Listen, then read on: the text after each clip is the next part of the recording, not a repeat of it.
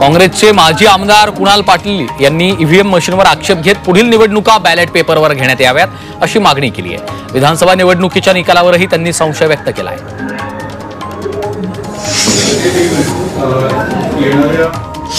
उद्धव ठाकरेंसोबत दोनच आमदार शिल्लक राहतील असा दावा परिवहन मंत्री प्रताप सरनाईकांनी केला।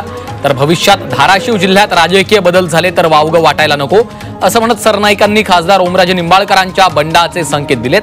यावर निंबाळकरांनी मात्र मौन बाळगलंय।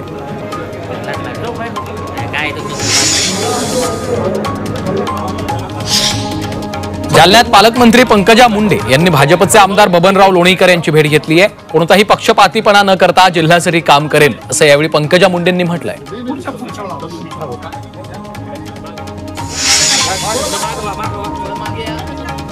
शरद पवारांचे 30 जानेवारीपर्यंतचे सर्व दौरे रद्द करण्यात आलेत। तब्येतीच्या कारणास्तव दौरे रद्द झाल्याची माहिती आहे। डॉक्टरांनी पुढील काही दिवस विश्रांती घेण्याचा सल्ला शरद पवारांना दिलाय।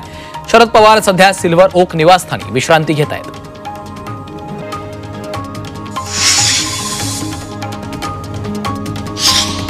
अनेक वर्षांपासून प्रलंबित असलेल्या लातूर जिल्हा रुग्णालयाचा प्रश्न लवकरच मार्गी लावणार अशी माहिती पालकमंत्री शिवेंद्रराजे भोसले यांनी दिली आहे। मंगळवारी होणाऱ्या कॅबिनेट बैठकीत मुख्यमंत्री फडणवीसांसोबत निधीबाबत चर्चा करू असंही त्यांनी म्हटलंय।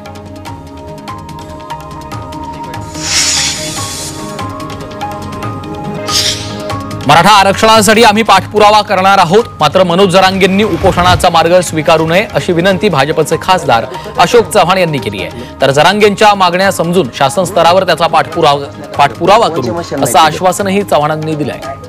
2 दिवस का ठेवलं म्हणजे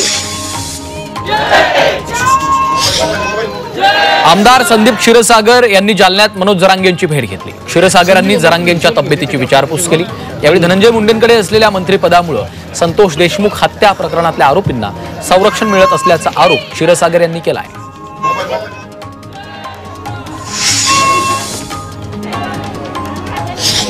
राज्यात सुरू असलेली लाडकी बहीण योजना आहे तशीच सुरू राहणार असून सरकारनं कुठलेही निकष बदललेले नसल्याचं स्पष्टीकरण आदिती तटकरेंनी दिलं। चालू वर्षात 2,41,00,000 लाडक्या बहिणींना लाभ मिळाला आहे।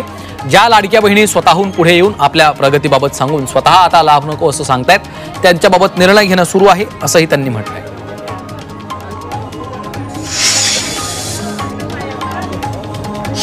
लाडकी बहीण योजनेवरून जरांगेंनी सरकारवर निशाणा साधलाय। बहिणींच्या मायेत सरकार दुरावा आणतंय। टिळा लागेपर्यंत तुम्हाला सगळ्या बहिणी लागत होत्या, निवडून येताना सगळ्यांना पैसे द्यावे वाटत होते आणि परत घेण्याची तयारी आता सुरू केली आहे असं जरांगेंनी म्हटलंय।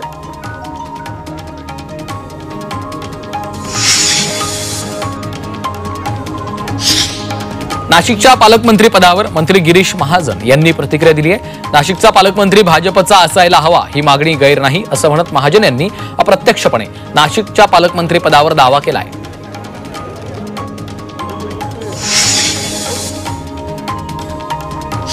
रायगड आणि नाशिक पालकमंत्री पदाच्या वादावर मुख्यमंत्री आणि दोन्ही उपमुख्यमंत्री एकत्र बसून निर्णय घेतील असं वक्तव्य गिरीश महाजन यांनी केलं।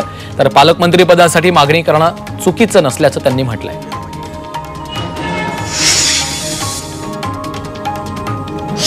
पालकमंत्री पदावरनं सरकारमध्ये गँग वॉर सुरू आहे अशी टीका संजय राऊतांनी केली। तर महायुती सरकार बिनडोक असल्याचा उल्लेखही राऊतांनी केला आहे।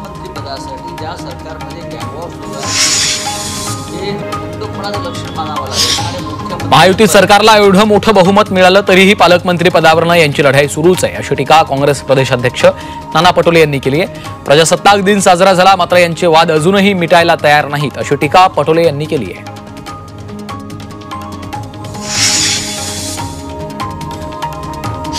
पालकमंत्री पदाबाबत तिन्ही नेते योग्य निर्णय घेतील असं स्पष्टीकरण मंत्री आदिती तटकरेंनी दिलं। दरम्यान पदाची इच्छा व्यक्त करण्यात गैर नाही, मात्र ती कशी व्यक्त करतो ते महत्त्वाचं आहे असा खोचक टोला आदिती तटकरेंनी भरत गोगावलेंना लगावलाय।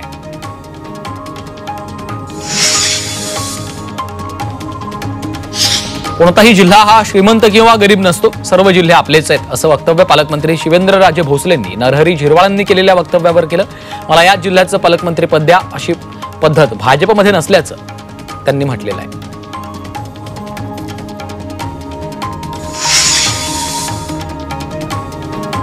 मवियाचं सरकार असतं तर 2024 मध्येच कोस्टल रोड पूर्णपणे वाहतुकीसाठी खुला झाला असता अशी टीका आदित्य ठाकरेंनी केली आहे। तर अद्याप कोस्टल रोडवरील सुविधा अपुऱ्या आहेत असा आरोपही त्यांनी केला आहे।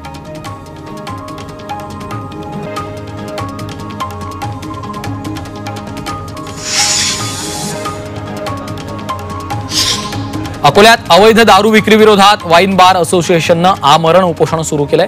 याबाबत कारवाई करण्यासाठी राज्य उत्पादन शुल्क विभागाकडे कारवाई करण्याची मागणी केली होती, मात्र कोणतीही कारवाई न झाल्यानं संघटनेनं उपोषणाचं हत्यार उपसलंय। तर अवैध दारू विक्रीला उत्पादन शुल्क विभागाचा पाठबळ असल्याचा आरोप आहे।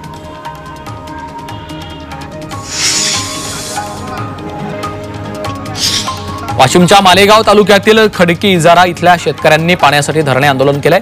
इजारा धरणातील पाणी सोडण्याच्या मागणीसाठी जिल्हाधिकारी कार्यालयाच्या समोर आंदोलन करण्यात आलं आहे।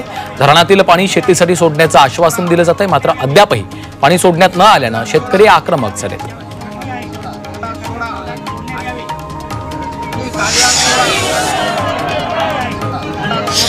प्रहारच्या दिव्यांग क्रांती संस्थेतर्फे अकोला जिल्हाधिकारी कार्यालयावर बोंबाबोंब आंदोलन करण्यात आलं।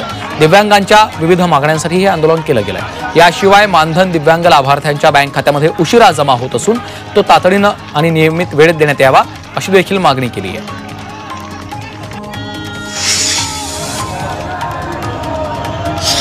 वर्ध्यात दिव्यांगांच्या प्रलंबित मागण्यांसाठी धरणे आंदोलन करण्यात आलंय।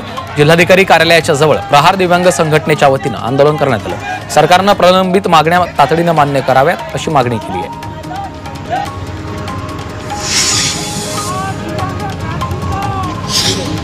पालघरमधील गणेशकुंड भ्रष्टाचार प्रकरणी सुरू असलेलं उपोषण मागे घेण्यात आलं।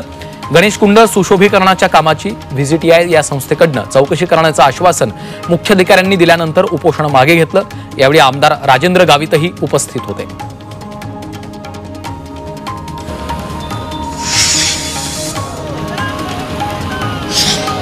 सातारा जिल्हाधिकारी कार्यालयाच्या बाहेर दिव्यांग बांधवांनी करो या मरो असं आंदोलन केलं। या आंदोलनामुळे परिसरात तणावाचं वातावरण निर्माण झालं। यावेळी कुठलाही अनुचित प्रकार घडू नये यासाठी पोलीस बंदोबस्त तैनात करण्यात आला। प्रलंबित हक्कांचा त्वरित स्वीकार करावा अशी मागणी दिव्यांग बांधवांनी केली आहे।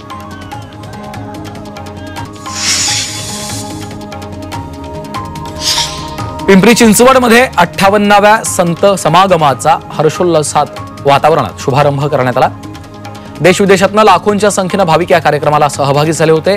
मानवी गुणांनी युक्त असणं हीच मानवाची खरी ओळख आहे असा संदेश सद्गुरू माता सुदीक्षाजी महाराज यांनी उपस्थितांना दिला।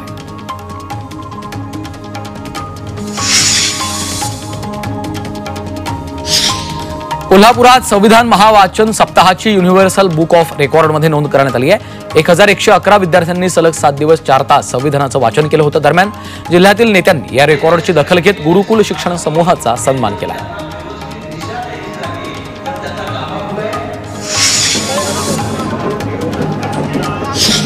इंदापूरच्या कृषी प्रदर्शनातील राधाची उपमुख्यमंत्री अजित पवारांना भुरळ पडली। राधा ही जगातील सर्वात लहान 3 फुटाची म्हैस आहे। या म्हशीची अजित पवारांनी पाहणी करत तिच्याविषयी माहिती जाणून घेतली आहे।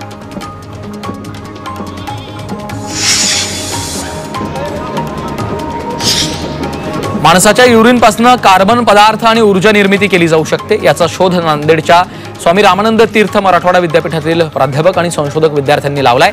या प्रयोगासाठी वेगवेगळ्या 40 प्राण्यांच्या युरिनची तपासणी करण्यात आली। यामध्ये माणसाच्या युरिनमध्ये सर्वाधिक प्रमाणात युरिक ऍसिड आढळलेला आहे।